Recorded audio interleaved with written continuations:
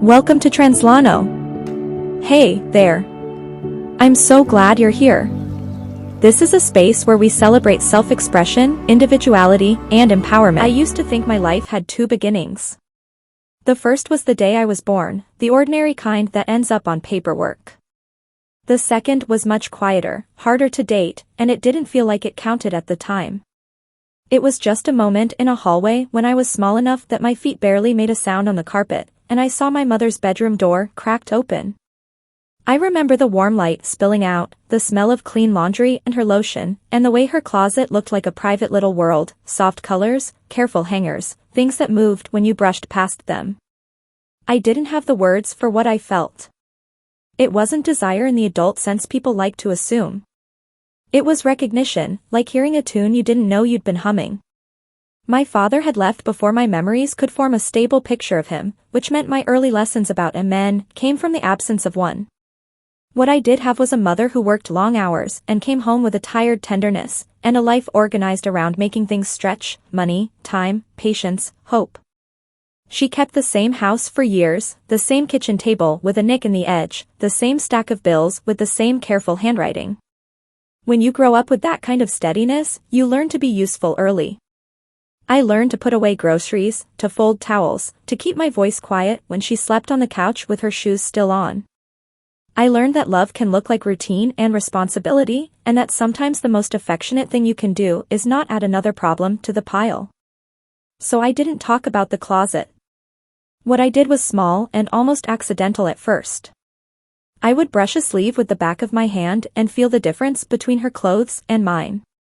Mine were sturdy, basic, bought with speed. Hers were chosen. Even the simplest blouse felt like it had been considered. I didn't steal anything. I didn't even take anything out. I just stood close enough to feel the air change around those fabrics, like stepping into a room where people speak in a softer tone. The first time I put something on, I was alone and scared in the way only children can be scared, because you can't tell if you're doing something wrong or just something secret. My mother was showering. I had been told to stay in my room. I walked down the hall anyway. I slid a cardigan off a hanger, the kind that didn't look dramatic, just a soft piece of knit that smelled faintly like her detergent. I put it on over my t-shirt and stood in front of the mirror. Nothing magical happened. I didn't transform into someone else. My hair didn't change, my face didn't soften. I just saw myself wearing something that wasn't assigned to me. And what I felt was not excitement so much as relief. Like I'd been holding a muscle tight without realizing it, and suddenly it loosened. I heard the shower turn off and panicked. I put the cardigan back exactly where it had been and ran to my room with a heat in my cheeks that felt like guilt. I sat on my bed and tried to understand what I had done, what it meant. Children are natural philosophers when they're afraid. I made rules in my head the way kids do: don't get caught, don't do it again, you're weird, you're bad, you're fine, you're not fine. The rule that stuck the most was the one that seemed safest: this is private, and privacy is the same thing as safety. By the time I was old enough to understand the word crossdressing, I had already built a quiet inner world around the idea. I'd heard jokes at school, the kind that landed like stones. I watched boys use girl as an insult and learned that femininity was treated like contamination. I learned that if I wanted to belong, I needed to be careful about what I looked at, how I moved, what I admitted to enjoying. I became good at performance in the way a lot of kids become good at it. I learned the script, I hit my marks, I laughed at the right moments, and I kept the part of me that softened and leaned toward that closet tucked away like a fragile object. My mother, for her part, did what parents do when they're surviving. She didn't have the bandwidth for deep detective work into my interior life. She was loving, but love doesn't always equal attention. She praised me for being easy. She told her friends I was the good kid. I took pride in that. I thought goodness meant being low maintenance. I didn't realize I was also practicing disappearance. Puberty turned the volume up on everything. My body became louder, more insistent, more visible. My shoulders broadened, my voice dropped. People treated it like a milestone, like I'd graduated into something I was supposed to want.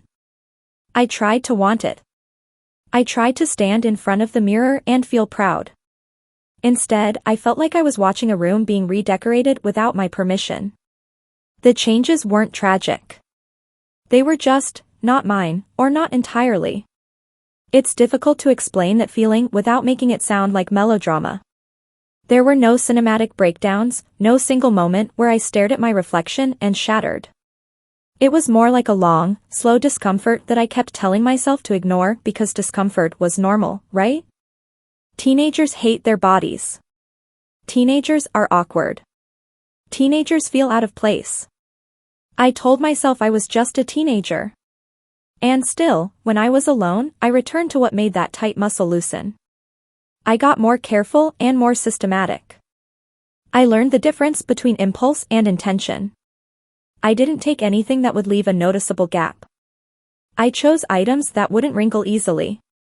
I learned how to hang things back the way they had been, like I was trying to erase my fingerprints from my own life. And I learned, with the same mixture of shame and fascination that most people learn from the internet, that I wasn't the only one. Online, I found stories that looked like mine and stories that didn't. Some people described crossdressing as a hobby, a way to relax, a form of art. Some described it as a stepping stone to understanding they were transgender. Some described it as performance for stage or camera. Some described it with a tone that made my skin crawl, turning it into something sneering or crude. I didn't linger on those. I was looking for language that was respectful enough to hold what I felt. I was looking for permission. What I found, slowly, was this: clothing could be a tool for listening. It could reveal parts of you that were easier to hear when you weren't trapped in the uniform everyone expected. I began to understand that my private moments weren't about fooling anyone or chasing attention. They were about alignment. They were about letting my outside match something inside that had been quietly asking to be seen. Even as I learned that, I was still afraid. Not afraid of clothes, but of what people would do with the information. The world around me had rules, and it enforced them with laughter, with silence, with distance. When people talk about a fear, they sometimes picture panic. My fear was practical. It was about consequences, losing friends, losing safety, becoming the story people told when they needed a punchline. I had seen what happened to boys who were even slightly different. I had watched how quickly a classroom could decide someone wasn't worth respecting. So I kept my life split, and I told myself it was temporary. Everything is easier when you tell yourself it's temporary. My aunt was a name in my mother's mouth more than a person in my life. Maryanne. She existed in the background like a weather system, unpredictable, distant, occasionally affecting our forecast in ways we couldn't control. My mother would mention her with a mix of irritation and grudging awe. "Your Aunt Maryanne," she'd say, as if the words themselves were a complicated flavor. She described her as wealthy, eccentric, sharp-tongued, generous in bursts, absent for years at a time. Maryanne had left our small-town gravity long ago, moved into a world of travel and art and money that seemed unreal to me. She sent a birthday card some years, a check sometimes, always signed with handwriting that looked like it had been taught by someone strict. I met her once when I was little, and my memory is mostly sensory: a perfume that didn't smell like anything in our house, a laugh that was too loud, rings on her fingers, her gaze pinning me like she was trying to read the fine print of my face. She called me a sweetheart in a way that felt like she was testing how it sounded. She stayed for a weekend and left behind a silence my mother filled with cleaning. Then she was gone again, and the name became just a name. When I was 17, my mother had a health scare that rearranged our lives with the blunt force of reality. She collapsed at work. It wasn't dramatic in the way TV makes it, but it was enough. A coworker called me because my mother's phone was on the floor. I remember the hospital smell, the harsh lighting, the way time turned syrupy. She was conscious, but pale. The doctor used words like warning, blood pressure, change, and I watched my mother's face shift between defiance and fear. After that, she transformed.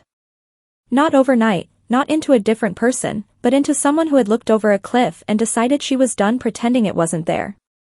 She changed her diet. She started walking every morning, then jogging. She joined a support group.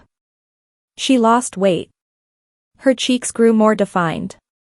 Her posture changed. She bought new clothes, not just because the old ones didn't fit, but because she seemed to be staking a claim on the rest of her life. And with that transformation came a new intensity, a kind of urgency that made sense to me. She wanted control because control had just been threatened. She also became more anxious about money. Health scares do that.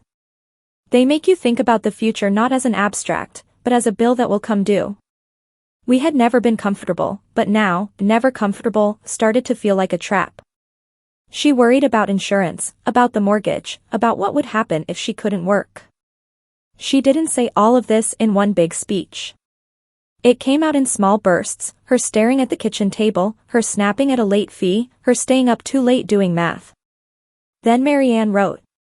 It was a thick envelope that arrived on a Tuesday, and my mother held it like it was heavier than paper. She opened it slowly, the way people open something they think might contain either a gift or a threat. She read it standing up, then sat down hard, as if her knees had given out. What? I asked.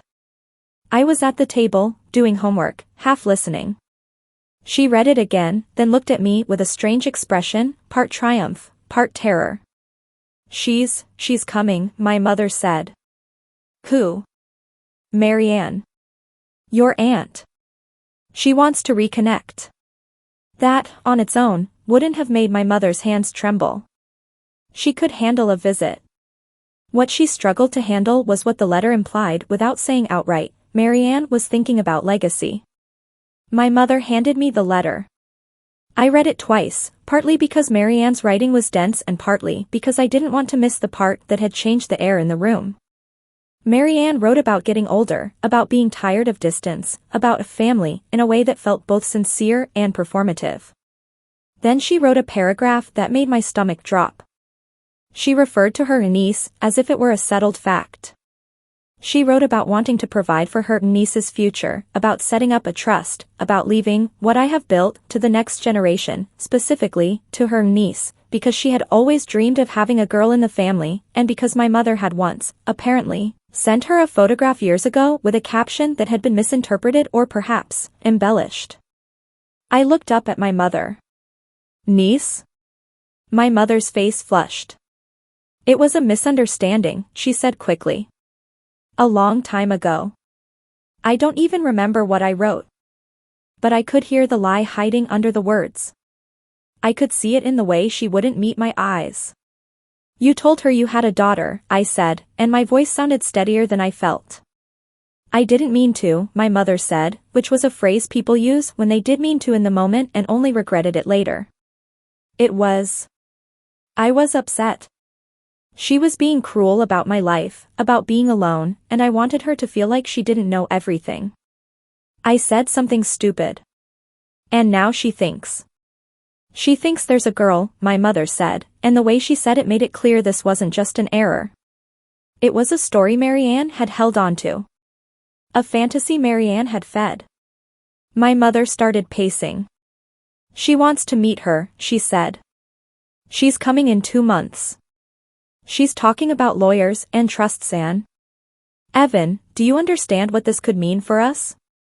I hated the way my given name sounded in her mouth right then.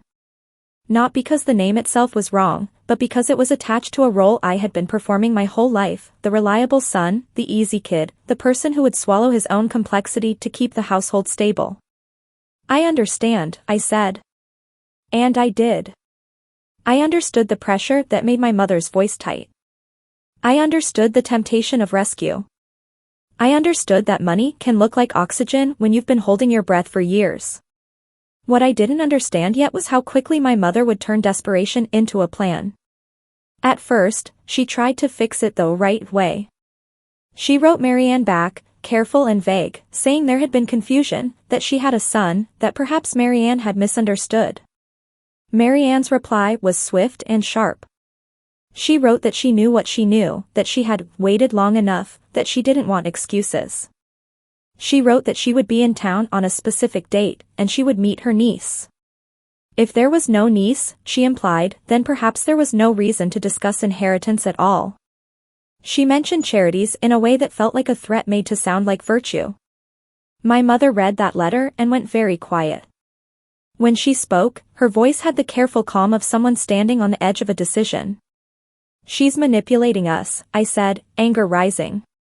"She's holding money over us because she wants a story." My mother nodded, but her eyes were wet. "Yes," she said. "And we're letting her, because we're vulnerable." "So don't," I said. "Tell her the truth. If she wants to punish you for a misunderstanding from years ago, then she's not a good person." My mother laughed, but it wasn't amused. "You think ethics pay the mortgage?" she asked. Then she apologized immediately, as if she had slapped me. "I'm sorry. I'm scared." I didn't know what to do with that. I was scared too, but in a different direction. Her fear was about survival. Mine was about self. Over the next week, she floated the idea in fragments, like she was trying to see if I would catch them. "She always wanted a girl," she'd say while washing dishes. "You have such delicate features," she'd say while folding laundry, and I would stiffen, not because it was untrue, but because it was being weaponized. "It's only for a weekend," she'd say, like time was the issue, not truth. One night, she said it plainly. We were at the table, the bills between us like evidence. "What if," she said, "we gave her what she wants?" I stared at her. "You mean lie?" "I mean," she said carefully, "we introduce you as her niece. Just for the visit. Just long enough to get her to set up the trust. After that, she can go back to her life, and we can breathe." I felt my face go cold. I knew, immediately, that there were two conversations happening at once. One was about money and deception. The other was about something I had never said out loud. My mother didn't know the details of my secret, not really, but she had lived with me long enough to sense the shape of what I wasn't saying. Parents often know in a hazy way long before children are ready to name things. "You want me to dress as a girl," I said. I kept my tone flat, like if I made it sound clinical it would hurt less. My mother's eyes filled. "I don't want to," she said. "I hate that I'm even thinking it. But I also hate that we're one accident away from losing everything. And she's not going to listen to reason. She wants her fantasy. If we don't give it to her, she'll punish us and call it morality." I sat back. My heart was pounding, but my mind was strangely clear. "That's wrong," I said. "It's wrong to lie to her. It's wrong to," I stopped, because the next sentence was the one I didn't know how to say, "It's wrong to turn something tender inside me into a con." My mother reached across the table and took my hand. "I'm not asking you to do something unsafe," she said. "I'm asking you to help us. Anne. I'm asking you because I think you can." The room felt too small. The air felt thick. I could hear the refrigerator hum, the distant bark of a dog outside, the ordinary world continuing while my life tilted. "What if I say no?" I asked. My mother swallowed. "Then we tell her the truth," she said. "And we deal with the consequences." She didn't say what those consequences might be. She didn't have to. I could imagine them, my mother working until her health broke for real, me taking on more jobs, us living with constant anxiety. I could also imagine the other consequences, the ones tied to saying yes, guilt, stress, the danger of being found out, the damage to trust. I went to my room that night and sat on my bed with my hands on my knees like I was waiting for a verdict. I thought about my mother's face in the hospital. I thought about the way she had transformed herself after, the discipline, the fear underneath it. I thought about the times she had tried to make life better and been punished by bad luck anyway. I also thought about the closet, and the cardigan, and the relief. I wish I could tell you I made the right choice immediately. What I did was more human and less heroic. I made the choice that seemed to reduce suffering in the short term, and I told myself I would fix the moral debt later. I told my mother yes. When I said it, her shoulders dropped as if she had been holding them up with sheer will. She cried in a way that startled me, quick and quiet. Then she wiped her face and did something that made my stomach turn, she became efficient. She began planning as if this were an event, not an ethical cliff. We started with basics. What name would Maryanne recognize? My mother dug through old letters and found the one she had written years ago, the one that had started this. In it, she had mentioned a name, Eva, as if she were writing about a child. It was a name my mother had loved when she was younger, she admitted, a name she might have given a daughter if life had gone differently. Eva. The name sat in my mind like a pebble you can't stop touching with your tongue. It felt close enough to my own name to be an echo, but different enough to be a doorway. My mother took me shopping at a department store 2 towns over so no one we knew would see. We went on a weekday morning when the aisles were quiet. I remember the fluorescent lights, the mannequins with impossible confidence, the way my mother kept her chin up like she belonged there. I remember the shame that flared in me every time someone's eyes flicked toward us, even if they weren't judging. I remember the strange tenderness of choosing fabric and color, not as a joke, not as a dare, but as something that mattered.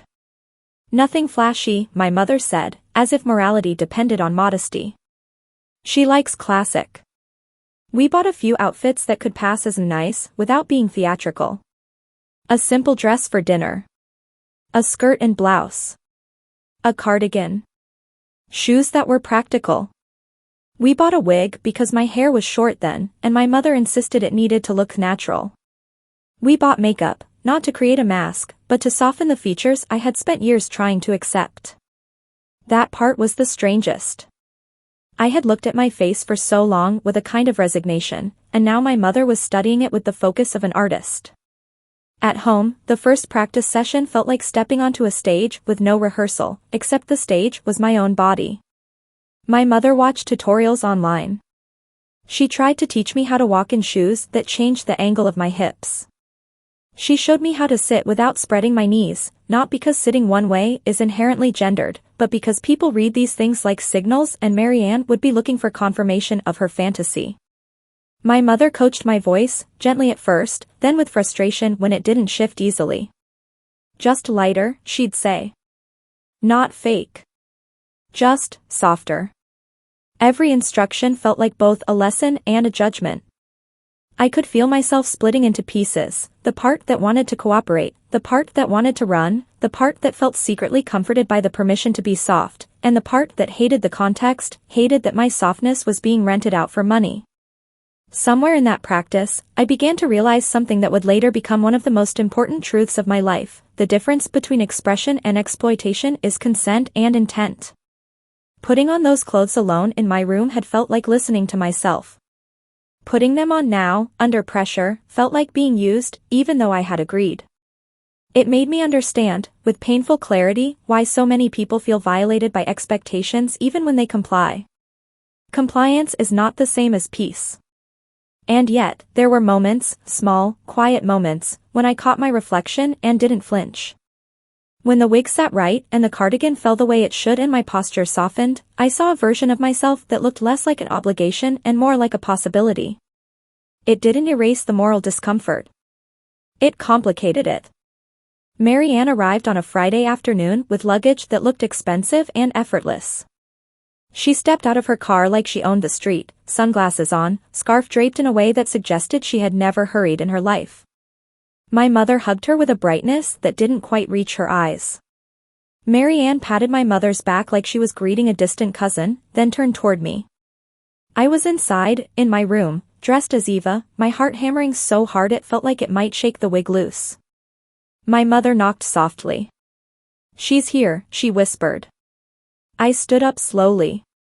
My hands were trembling. My mouth was dry. I had practiced this, but practice doesn't stop fear when the stakes become real. "Remember," my mother said, her voice tight, "don't overthink.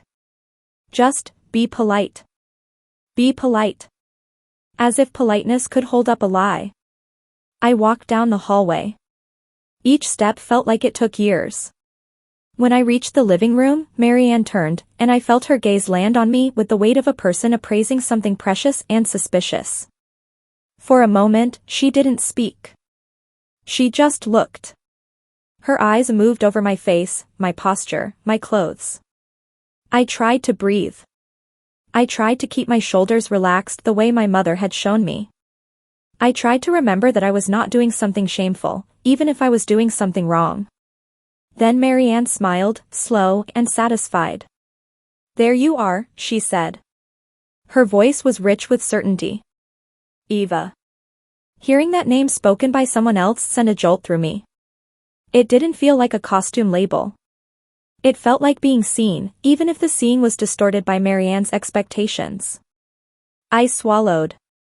Hello, I said, and my voice came out higher than usual, not because I was trying to sound feminine, but because fear pulls you into tightness. Maryanne took my hands in hers, rings cool against my skin. My goodness, she said softly, and for a moment her tone held something almost tender. You have your mother's eyes. My mother exhaled behind her, relief so strong it might as well have been audible. That weekend unfolded like a long test. Maryanne asked questions, about school, about hobbies, about my plans. My mother had prepared answers, and I delivered them like lines, careful not to add details that could unravel later. Maryanne told stories about her travels, her friends, the galleries she frequented. She spoke about money as if it were a tool, not a worry. She also spoke about women in our family, imaginary and real, with a wistfulness that made me uncomfortable. It was as if she had built a shrine to the idea of a niece, and now she was standing in front of it, trying to convince herself it was solid. I watched her in those conversations with a growing awareness that she wasn't simply greedy or shallow. She was lonely. She was controlling because she had spent a lifetime buying certainty. She wanted a story in which she was generous and important.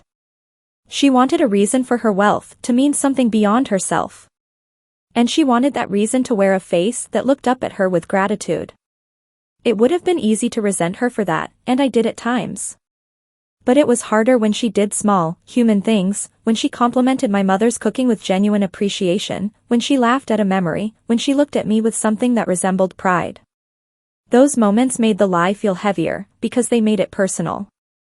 On Sunday, over tea, Maryanne brought up the inheritance as if it were a casual topic, like the weather. I've spoken to my attorney, she said. I want to make arrangements. I'm tired of the uncertainty. I want to know my efforts will support family. My mother nodded, hands tight around her cup. That's generous, she said. Maryanne's eyes shifted to me. It's not generosity, she said, and her voice sharpened. It's responsibility. I'm building something that should outlast me. And I want to see with my own eyes that it's going to someone who will carry it well. I forced myself to meet her gaze. I understand, I said. Maryanne's expression softened again. Good girl, she murmured, so quietly my mother might not have heard. The words hit me like a slap and a bomb at the same time. I hated the manipulation inside them. I also felt, to my own horror, the warmth of being approved of in a way I had never allowed myself to want. When Maryanne left that Sunday, my mother collapsed onto the couch, exhausted. I stood in the doorway, still dressed as Eva, and felt like I was watching someone else's life. We did it, my mother whispered. We lied, I said. My mother looked at me sharply. We survived, she said, and then her face crumpled. I'm sorry. I'm sorry for putting you in this. I'm sorry for everything. I wanted to be angry. I was angry. But anger didn't erase the reality that part of me had felt alive during the performance. That was the cruel twist, the lie had given me access to truth. A week later, Maryanne called and announced, as if it were the most reasonable thing in the world, that she was moving in for a while. My mother put the phone on speaker because her hands were shaking. Maryanne's voice filled the kitchen. I want to spend time, she said. I've been absent. I don't want to be absent anymore. I'll stay with you through the summer. We can get to know each other properly. And I can oversee the trust arrangements in person. My mother stammered, protested weakly, said the house was small. Maryanne dismissed it. I've stayed in smaller, she said. Besides, it will be good for you. And it will be good for Eva. A young woman needs guidance. The word needs landed like a trap closing. After the call, my mother stared at me, her face pale. This wasn't the plan, she whispered. No, I said, and my voice felt distant. It wasn't. That was the moment the story shifted from a weekend con into a life. That was when temporary stopped being a comfort and became a lie we told ourselves so we wouldn't face the cost. Maryanne arrived with more luggage, more presents, and a certainty that rearranged our household. She took the guest room and turned it into a suite. She bought groceries we couldn't afford and acted irritated when my mother tried to refuse. She rearranged furniture as if she were improving our taste. She criticized, then praised, then criticized again. She spoke about our home like it was an interim location on the way to something better, which made my mother both grateful and resentful. And she wanted Eva. She wanted a girl time, she called it, as if the concept itself could create reality. The first night she stayed, she knocked on my door. I was in my usual clothes, my usual self, and my stomach twisted. Eva? Maryanne called through the door. My mother stood in the hallway behind her, eyes pleading. I went to my closet, where the clothes now hung not as stolen secrets but as tools of survival. I stared at them and felt a wave of nausea. Then I dressed. When I opened the door, Maryanne smiled like she had won something. There you are, she said. Come sit with me. So began the double life. By day, I was Evan. I went to classes at the local community college. I worked part-time. I moved through the world with the posture I had trained myself into, neutral, unobtrusive, normal. I spoke with my usual voice. I let people call me man, and buddy, and son. I laughed at jokes I didn't like. I did what I had always done, I kept my complexity private. At home, in the evenings, I became Eva. Not in a glamorous, cinematic way. In a slow, exhausting routine way. I changed clothes. I adjusted my voice. I monitored my gestures. I listened carefully for any slip. I watched Maryanne's eyes for signs of doubt. I watched my mother's face for signs of regret. The strain was not just in the fear of being caught. It was in the constant self-monitoring. Living in two registers makes you hyper-aware of your own body. It makes you aware of how much of gender is read through tiny choices, how you hold a cup, how you greet someone, how you laugh. It also makes you aware of how arbitrary some of it is, and how cruel it is that people treat these signals as proof of character.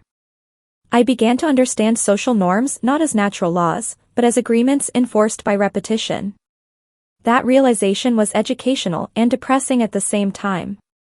Maryanne, for her part, treated Eva like a project. She taught me how to do my hair. She criticized my makeup until it was subtle enough to please her taste. She commented on posture, on tone, on a presentation. She said things like, "You're too hard on yourself," while simultaneously demanding perfection. She bought me a bracelet one day and clasped it onto my wrist with a satisfaction that made me feel like an object in a collection. And then, in quieter moments, she did something that confused me, she listened. We would sit at the kitchen table late at night, my mother already in bed, and Maryanne would ask about my thoughts, about books, about politics, about art. She would tell me stories about her youth, about being a woman in rooms full of powerful men, about learning to be sharp to survive. Sometimes she would speak with bitterness, and sometimes with pride. I started to see the shape of her loneliness more clearly. She had built a life that looked impressive from the outside, but it had left her with no one she trusted enough to be ordinary with. In those late-night conversations, I found myself responding not as an actor reciting lines, but as myself. Eva, in those moments, felt less like a disguise and more like a channel. I spoke more gently.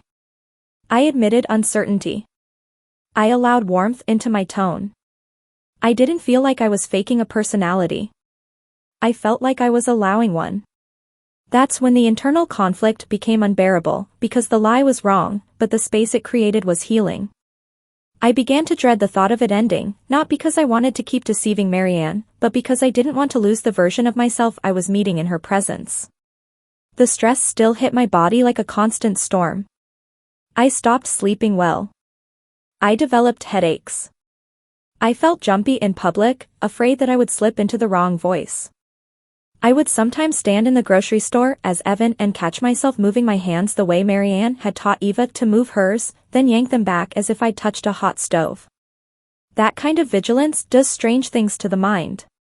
It can make you feel like you're watching yourself from outside, like you're living in a rehearsal rather than a life.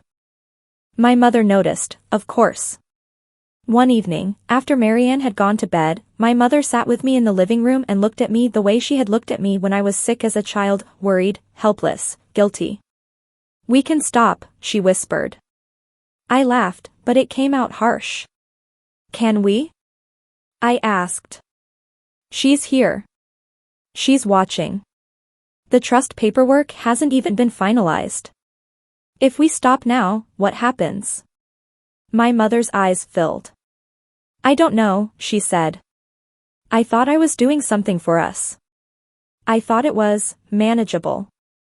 And if it isn't?" I asked, and the question was bigger than the inheritance.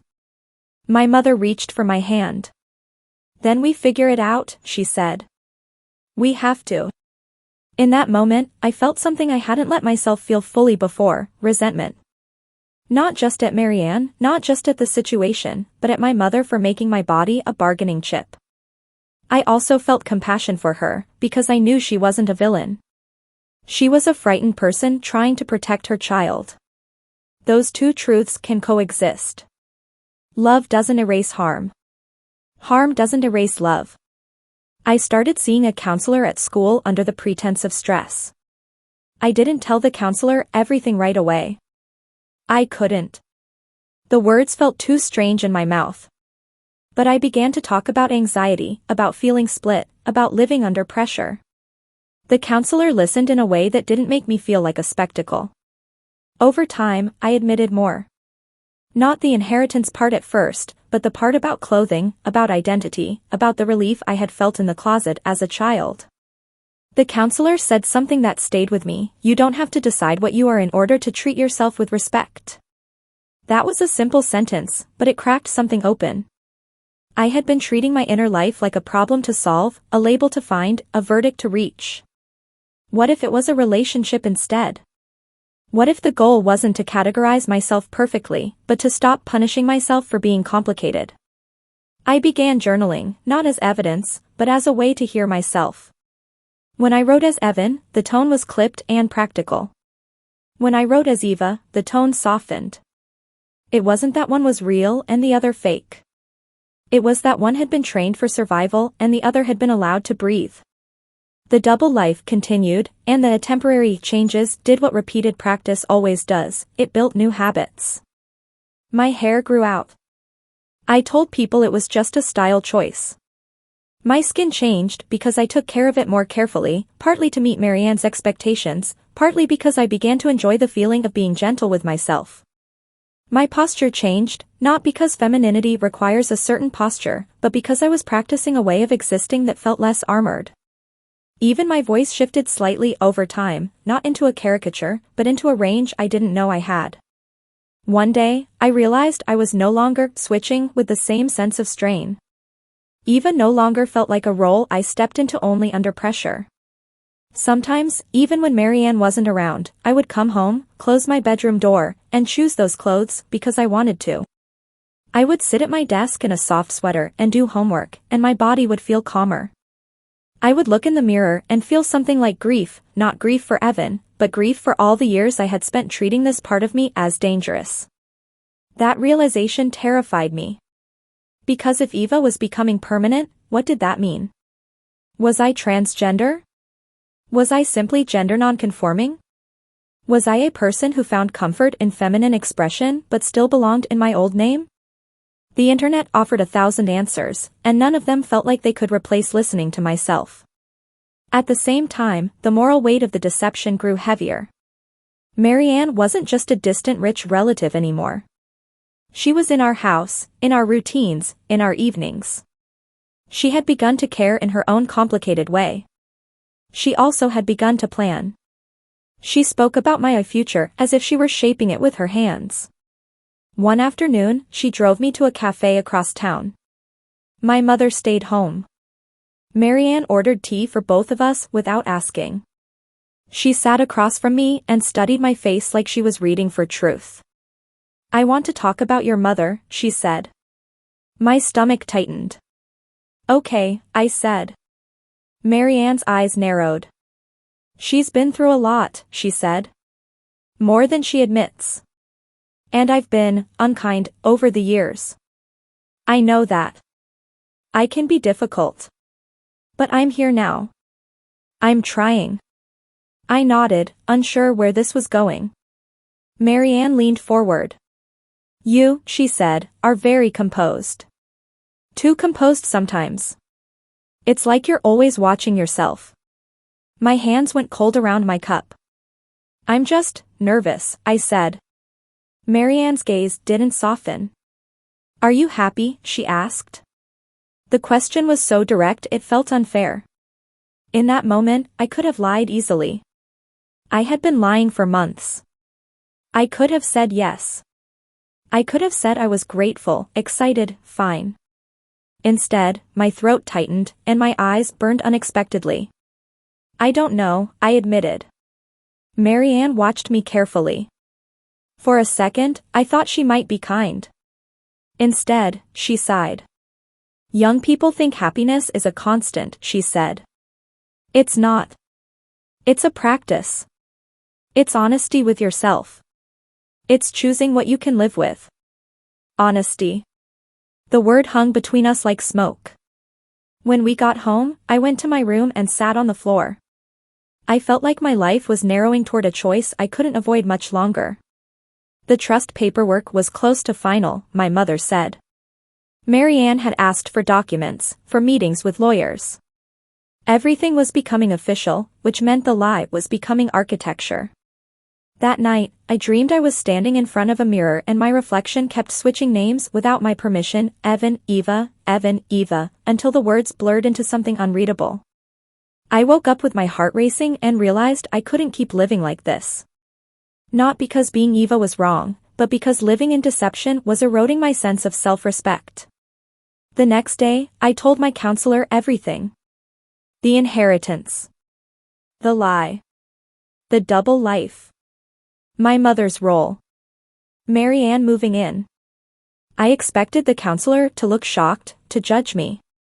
Instead, she listened with the same steady attention, and when I finished, she said, "You're carrying two burdens, identity uncertainty and moral injury. They're tangled, but they're not the same." Moral injury. I had heard the phrase used for soldiers, for people forced into ethical violations under pressure. I had never considered it could apply to a young adult lying in a living room. But it fit. I wasn't just afraid of being caught. I was grieving the kind of person I wanted to be, someone honest, someone respectful, and feeling like I was betraying that person every day. The counselor helped me think through responsibility in a way that wasn't simplistic. She didn't say, confess immediately and accept whatever happens, like morality is easy when you're not the one living it. She also didn't say, it's fine, you're doing what you have to, like harm disappears when motives are understandable. She asked me what I wanted my life to be built on. She asked me what kind of relationship I wanted with my mother. With Maryanne. With myself. I realized I didn't just want the lie to end. I wanted the part of me that had awakened through Eva to survive the ending. And I wanted, somehow, to repair the damage I had helped cause.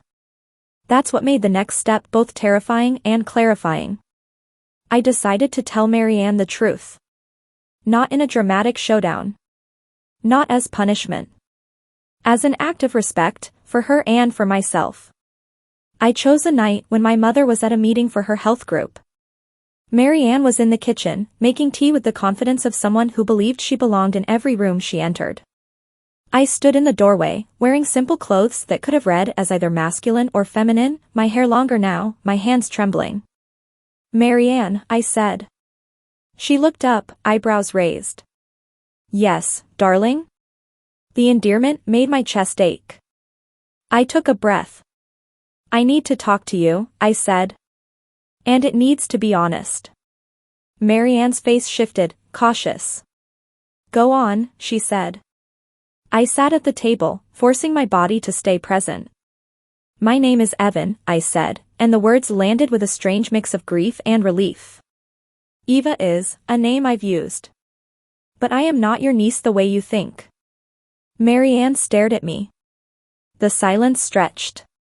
What are you saying? She asked, and her voice had gone very still. I'm saying, I said carefully, that my mother and I made a mistake years ago, and then we made more mistakes trying to fix it. She told you she had a daughter. You came looking for your niece. We were scared about money, about the future, and my throat tightened. We lied. I presented myself as Eva because we thought it would secure the trust and protect our financial stability. And it got out of control. You moved in. And I haven't known how to stop without hurting you. Maryanne's face reddened slowly, like a storm moving in. So this has been a con, she said, each word precise. A performance for my money. No, I said, and then I corrected myself, because I didn't want to soften the truth with comfort. Yes, in part. And that's why I'm telling you. Because it's wrong. And because you deserve to know what you're consenting to in your own life. Maryanne stood abruptly, chair scraping the floor. How long? She demanded. Since your first visit, I said.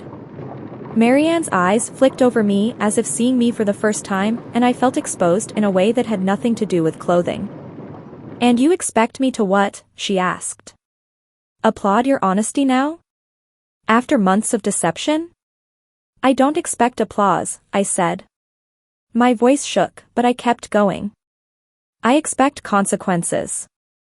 I'm not asking you to forgive us immediately. I'm telling you because I can't keep living as someone who lies to your face.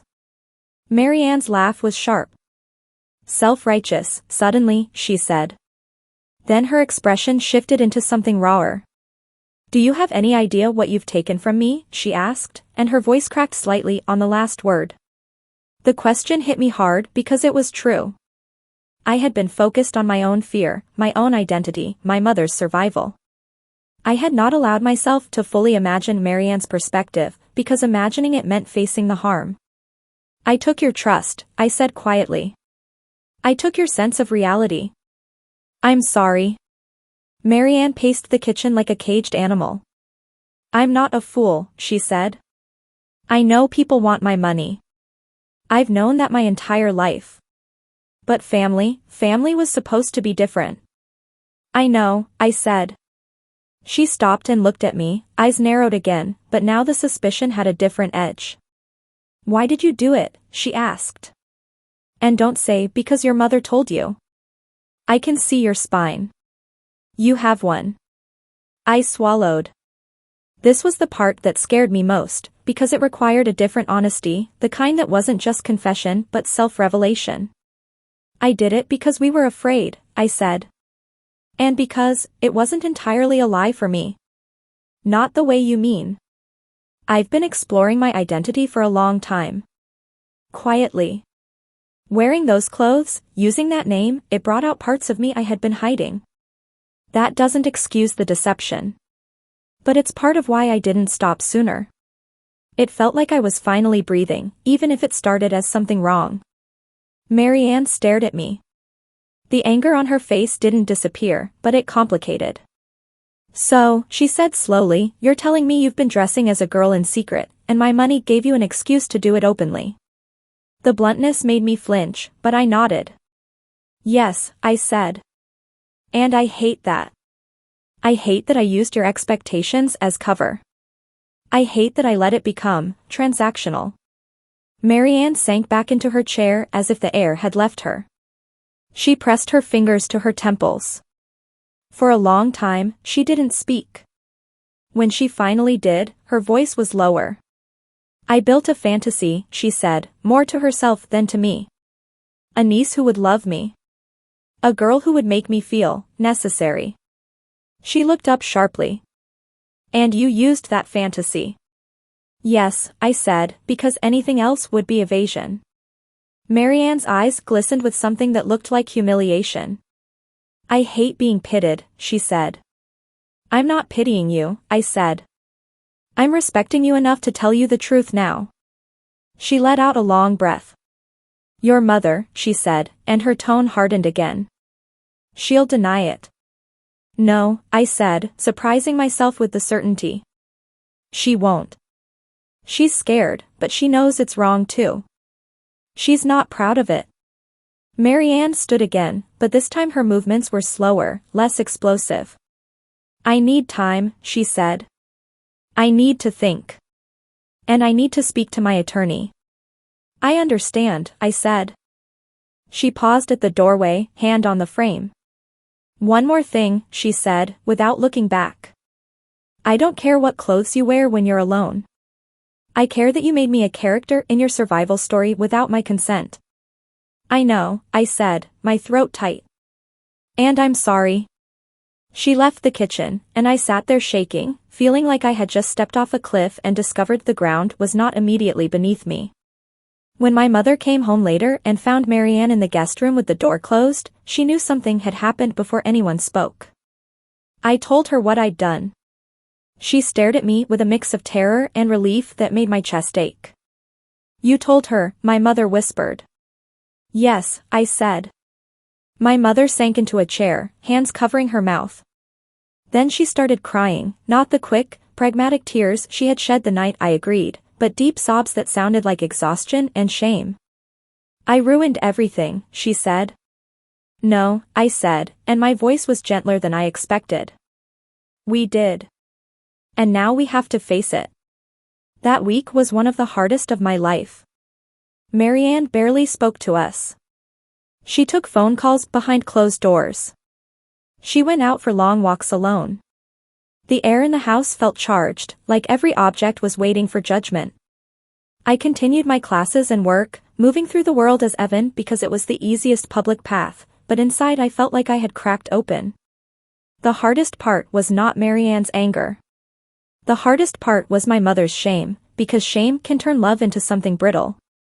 She alternated between apologizing and defending herself.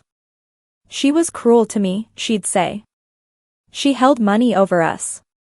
Then she'd crumble and say, I shouldn't have used you. She didn't sleep. Neither did I. In my counseling sessions, I learned something important about coping. When your life is unstable, your mind will try to stabilize itself by seeking a single villain or a single simple story. It will say, Maryanne is the problem, or my mother is the problem, or I am the problem.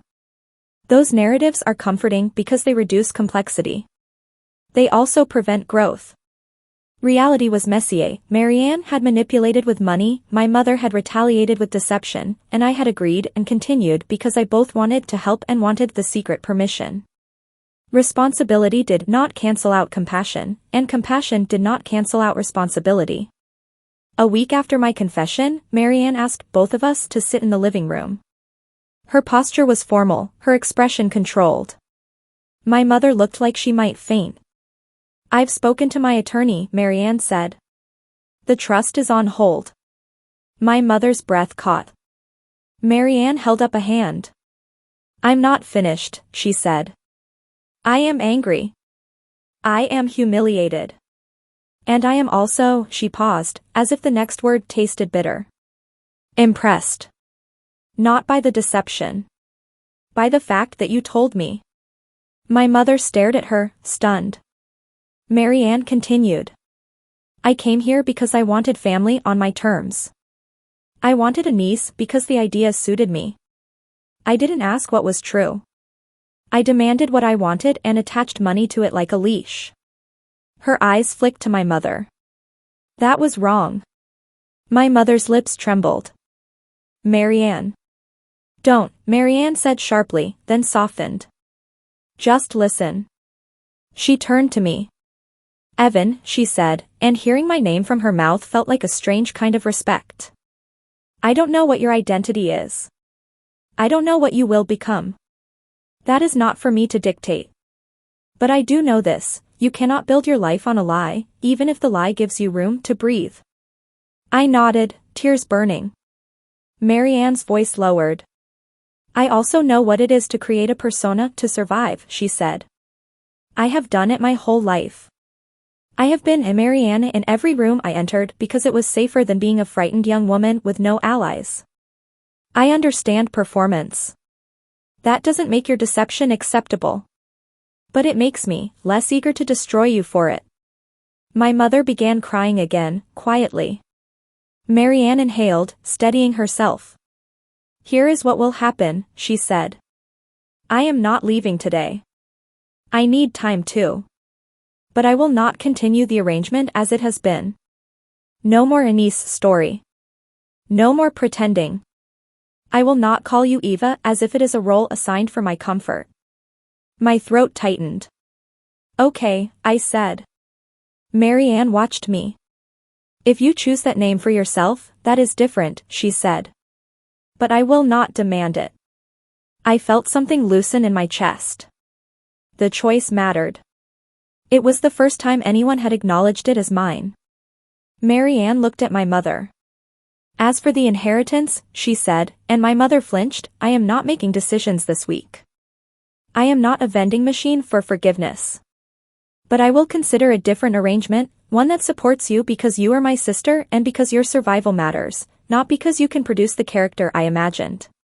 My mother covered her face with her hands. I'm sorry, she whispered. Maryanne's voice sharpened. So am I, she said. For being the kind of person who makes money a test. That conversation didn't resolve everything. It didn't make us suddenly healthy. It did, however, change the direction of my life. Because once the lie was removed, I was left with a question I could no longer avoid. If I wasn't pretending for Maryanne, why was I still drawn to Eva? In the months that followed, Maryanne stayed, but the dynamic shifted. She was cooler, more guarded. She spoke to my mother more carefully, with less manipulation but also less warmth. Trust takes time to rebuild, and sometimes it never fully returns. I had to accept that consequence as part of moral responsibility. The goal of confession is not to receive forgiveness. The goal is to stop participating in harm. I also began, slowly, to treat my own identity with less fear. Without Maryanne's projective energy, I had to make choices based on my own comfort, not on someone else's expectations. That was harder in some ways. It meant confronting the fact that my desire to dress femininely was not just a reaction to pressure. It was a genuine form of self-expression. I experimented in small, grounded ways.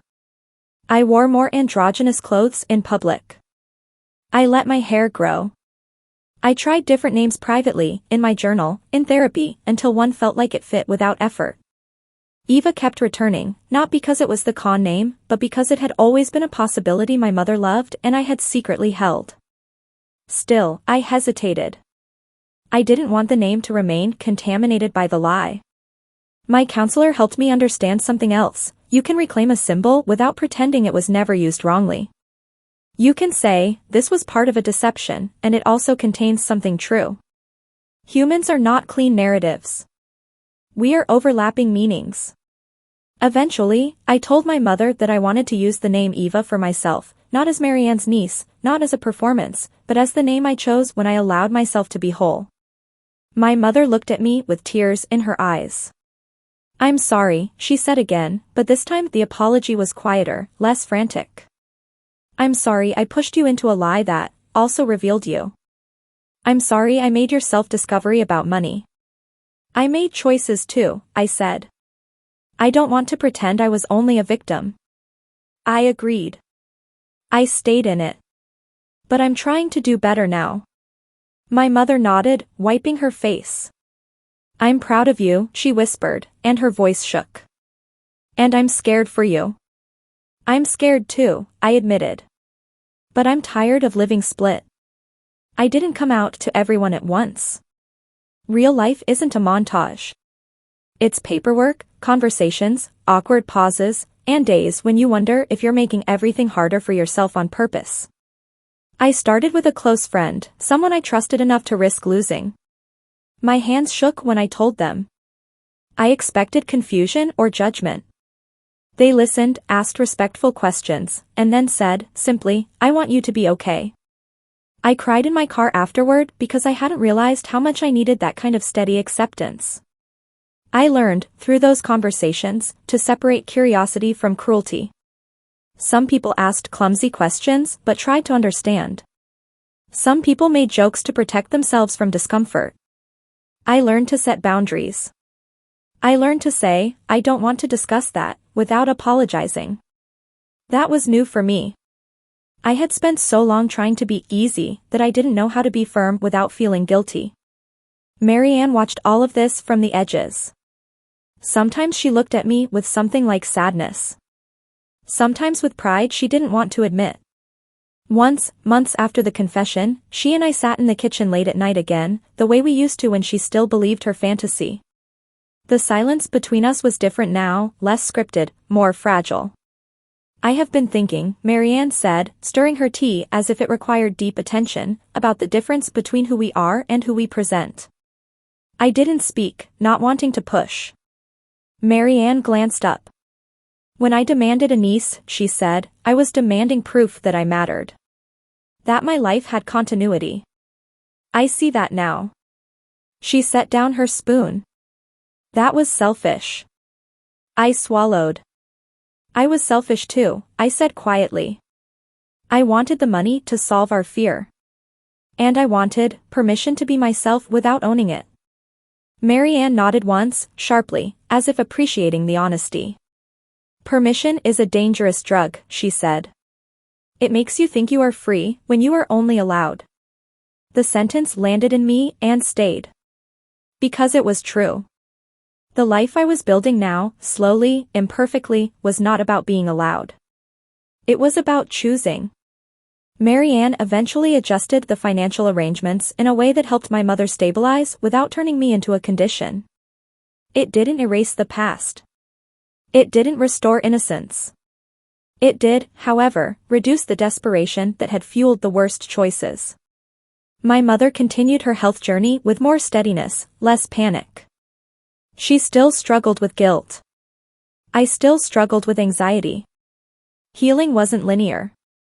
But the household began to feel less like a stage and more like a home. As for me, the temporary changes became permanent not in the sense of a single irreversible decision, but in the sense that I stopped treating my identity as a costume I could fold up and hide. I began introducing myself as Eva in spaces where it was safe to do so. I changed some documents. I didn't do everything at once. I took it step by step, because resilience is not about speed, it's about building a life you can sustain. There were hard days. Days when a stranger's stare made my skin prickle. Days when I missed the simplicity of being invisible. Days when I resented that my self-acceptance had to be an act of courage instead of an ordinary fact. On those days, I leaned on what I had learned: breathe, tell the truth to someone safe, take care of your body, ask for help, don't punish yourself for needing comfort. I reminded myself that mental health isn't a trophy you earn for suffering. It's a practice you maintain by treating yourself like a human being. I also held on to the lessons of what we had done wrong. I learned that desperation can make you justify almost anything if you aren't careful. I learned that love can push people into harmful choices when fear is driving. I learned that being marginalized in one way doesn't absolve you from being ethical in another. I learned that identity exploration is not an excuse to deceive. And I learned that confession is not a magical cleansing, it is the beginning of accountability. Most importantly, I learned to separate two ideas that had been tangled in my mind since childhood: secrecy and privacy. Privacy is a boundary you choose for your own well-being. Secrecy is a boundary you build out of shame and fear. My early life had taught me to confuse the two. Growing up, then living that double life, taught me the cost of that confusion. Today, when I look back, I can see the 6 phases of my own development not as neat chapters, but as overlapping seasons. Confusion was my childhood, when I sensed something and didn't have language. Discovery was my adolescence, when I found clues and felt both relief and shame. Fear was the inheritance scheme, when I realized how quickly the world could turn identity into leverage. Reflection was the double life, when stress forced me to examine what I was doing and why. Acceptance was the confession and the slow decision to treat myself with respect. Integration is what I'm living now, days that are not perfect, but are whole enough that I don't feel like I'm watching myself from outside. I still think about the hallway and the closet and that first cardigan. I think about how small I was, how innocent the feeling was, how quickly the world teaches kids to label softness as danger. I wish I could go back and tell that child that curiosity isn't a crime, that gentleness isn't weakness, that identity is not something you have to solve like a puzzle to deserve kindness. But I can't go back. What I can do is speak honestly now, so someone else feels less alone in their own quiet hallway moment. Thank you for watching and spending this time with me. If this story helped you understand yourself or others a little better, feel free to explore more on the channel.